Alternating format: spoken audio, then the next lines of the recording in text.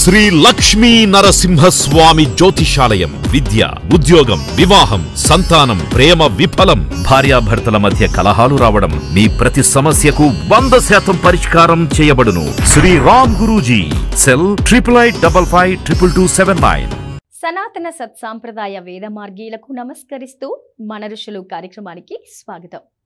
మన హైందవ ధర్మాలను పాటిస్తూ తరతరాలకు వాటిని అందిస్తూ వెళ్లే ఎన్నో విధాలలో మన జై హిందూ చేస్తున్న కృషికి అనేక ప్రశంసలు వస్తూ ఉండడంతో మన తరం వారికి, ముందు తరాల వారికి మరొక్కసారి కృతజ్ఞతలు తెలియచేసుకుంటూ కార్యక్రమంలోకి వెళ్ళిపోదాం. ఇంతకు ముందు భాగాల్లో కొంతమంది మహర్షుల గురించి తెలుసుకున్నాం కదా. ఈరోజు అగస్త్య మహర్షి గురించి తెలుసుకుందాం. అగస్త్య మహర్షి సప్త ఋషుల్లో ఒకరు. అగస్త్యుని జననం గురించి ఉత్తర రామచరితలో ఒక కథ వస్తుంది. సూర్యవంశానికి చెందిన ఇక్ష్వాకుని కుమారుడు నిమి. అతను సింహాసనాన్ని అధిరోహించినప్పుడు అతను యాగం చేయాలని నిర్ణయించుకున్నాడు. యాగం చేయడానికి వశిష్ఠుని ఆహ్వానించాడు. కానీ ఇంద్రుని యాగంలో పాల్గొనవలసిన వశిష్ఠుడు ఆ ఆహ్వానాన్ని అంగీకరించడు. నిమి నిరాశతో తిరిగి వెళ్లవలసి వచ్చింది. దీంతో నిమికి కోపం వచ్చి మహర్షి గౌతముని కుమారుడైన శతానంద మహర్షి సహాయం కోరుతాడు. యాగం ప్రారంభిస్తారు. వశిష్ఠునికి ఇది నచ్చలేదు. తన శరీరం నుంచి ప్రాణం విడిపోతుందని నిమిని శపించాడు. నిమి కూడా అదే విధమైన శాపంతో వశిష్ఠుని శపిస్తాడు. వశిష్ఠుని ఆత్మ అతని శరీరం నుంచి విడిపోయి ఆకాశంలో సంచరించడం ప్రారంభించింది. చివరకు తనకు దేహాన్ని అందించమని బ్రహ్మని వేడుకున్నాడు వశిష్ఠుడు. బ్రహ్మ అతని కోరికను మన్నించి, నువ్వు మిత్ర మరియు వరుణ వలన మళ్లీ జన్మిస్తావు అని చెబుతాడు. మిత్రావరుణులు వేదకాలపు జంట దేవతలు.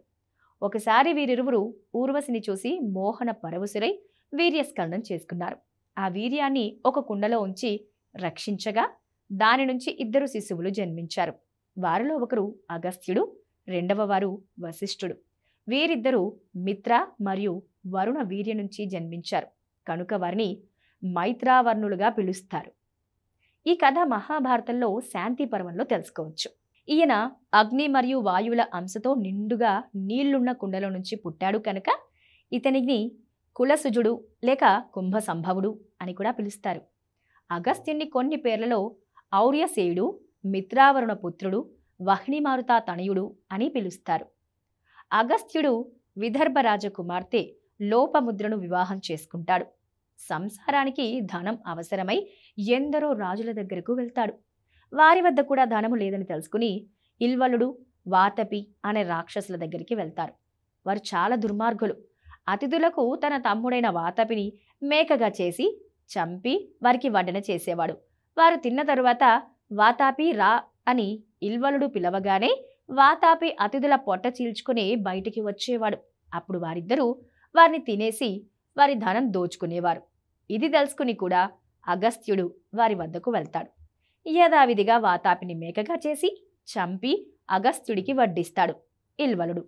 ఇక తిన్న వెంటనే అగస్త్యుడు జీర్ణం జీర్ణం వాతాపి జీర్ణమని అంటూ గట్టిగా తేంచుతాడు. దీంతో వాతాపి జీర్ణమైపోతాడు. ఇల్వలుడు ఎంత పిలిచినా వాతాపి రాడు.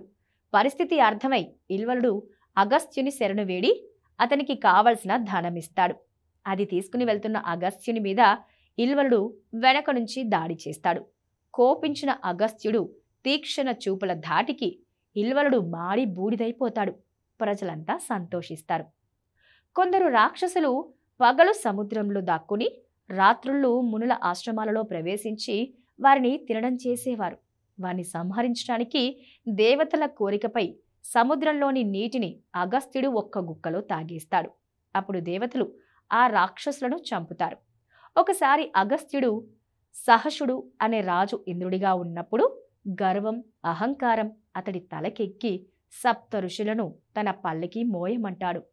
ఆ సమయంలో అగస్త్య మహర్షిని అవమానం చేయగా అతడు సహసుని కొండ చిలువగా మారి భూమిపై నివసించమని శపిస్తాడు. తర్వాత ధర్మరాజు వలన సహసుడు శాప విముక్తుడవుతాడు. అగస్త్యుడు రాముల వారిని దివ్యమైన విల్లు బాణాలు, కత్తి ఇస్తాడు. రాముడికి ఆదిత్య హృదయం నేర్పింది కూడా అగస్త్యుడే. మేరు పర్వతం చాలా ఎత్తైన పర్వతం. అది చూసిన వింధ్యా పర్వతానికి అసూయ కలిగింది. మేరు పర్వతంతో పోటీ పడుతూ ఆకాశాన్ని తాకేలా పెరగసాగింది. వింధ్యా పర్వతం అలా పెరగడంతో ప్రజలకు అటువారు ఇటు రావాలన్నా ఇటువారు అటు వెళ్లాలన్నా కష్టమైపోయింది. వింధ్యా పర్వతం సూర్యుని కాంతిని కూడా అడ్డుకోసాగింది. దాంతో ప్రజలకు సమస్యగా పరిణమించింది. ఒక సందర్భంలో నారద మహర్షి కాశీనగరాన్ని దర్శించుకునేందుకు వచ్చినప్పుడు మేరు పర్వతం ఉన్నతమైందా, నేను ఉన్నతమైందా అన్నా అని అడిగింది వింధ్యా పర్వతం. నారదుడు చిరునవ్వు నవ్వి ఎంతో శాంతంగా, ఎవరి గొప్పతనం వాళ్ళదే, ఒకరిని అధికులని చేసి మరొకరిని తగ్గించడం అనేది సబబు కాదు, అసలెవరూ కూడా ఇంకొకరితో పోల్చుకోకూడదు అంటూ చెప్పాడు. కానీ ఆ సమాధానం వింధ్యా పర్వతానికి నచ్చలేదు. తానింకా ఉన్నతంగా ఎదిగితే తప్ప మేరువును మించిన మహాపర్వతం అని గుర్తించరు, కీర్తించరు అని అనుకుంది. వెంటనే మరింత ఎత్తు ఎదిగింది. దాంతో సూర్యకిరణాలు సోకటం కష్టమైంది. లోకం అంధకారంలో మునిగింది. ఇది ఇలాగే కొనసాగితే ప్రజల మనుగడకే ముప్పొస్తుంది. ఈ సంగతి గ్రహించిన బ్రహ్మ అగస్త్య మహర్షికి ఈ సంగతి తెలియచెయ్యండి, ఆ మునీశ్వరుడు వింధ్యా గర్భభంగం చేసి ప్రజలకు మేలు చేకూరుస్తాడు అని దేవతలకు చెప్పాడు. అగస్త్య మహాముని మహిమాన్వితమైన పుణ్యక్షేత్రమైన కాశీ పట్టణంలో నివాసం ఉంటున్నాడు. బ్రహ్మ చెప్పినట్టుగానే దేవతలు ఆ విషయం అగస్త్యమునికి చెప్పారు. అగస్త్యుడు బాగా ఆలోచించాడు. తనకెంతో ప్రియమైన కాశీ నగరాన్ని విడిచి వెళ్ళలేక తప్పదు అనుకున్నాడు. భార్య లోపాముద్రను వెంటబెట్టుకుని వింధ్యాపర్వతం వద్దకొచ్చాడు. వింధ్యకు ఆ మహాముని అంటే అంతులేని గౌరవం. ఆయనకు శిరస్సు వంచి నమస్కరించింది. అగస్త్యుడు వింధ్యాపర్వతాన్ని ఆశీర్వదించి, మేము పని మీద అవతలి వైపుకు వెళ్తున్నాం, మేం తిరిగి వచ్చే వరకు నువ్వు ఇలాగే ఉండు, లేకుంటే కొండ ఎక్కి దిగడం కష్టమవుతుంది, ముఖ్యంగా నా భార్య లోపాముద్రకు మరీ కష్టం అంటాడు.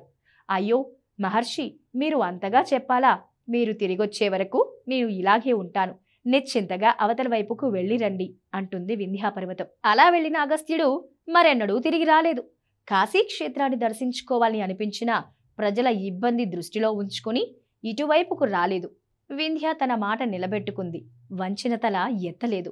అలా వింధ్యాపర్వతాన్ని పెరగకుండా చేశాడు అగస్త్యుడు. అగస్త్యుడు చేసిన లోక కళ్యాణాల్లో వింధ్యా గర్వభంగం ఎంతో ప్రాముఖ్యత చెందింది. అగస్త్యుడు దక్షిణ దేశంలోనే ఉండిపోయినా అగస్త్య మహర్షి అగస్త్య గీత, అగస్త్య సంహిత అనే గ్రంథాలు వ్రాశారు. ఇలా అనేక అద్భుత కార్యాలు అగస్త్య మహర్షి చేశారు.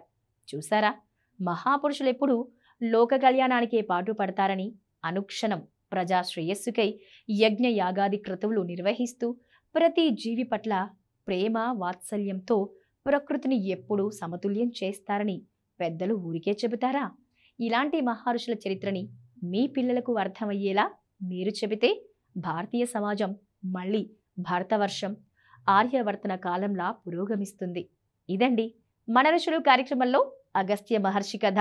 మరొక హైందవ మహర్షి గురించి తెలుసుకోవాలనుందా? మరి ఇంకెందుకు ఆలస్యం, తరువాతి భాగాన్ని కూడా చూసేయండి.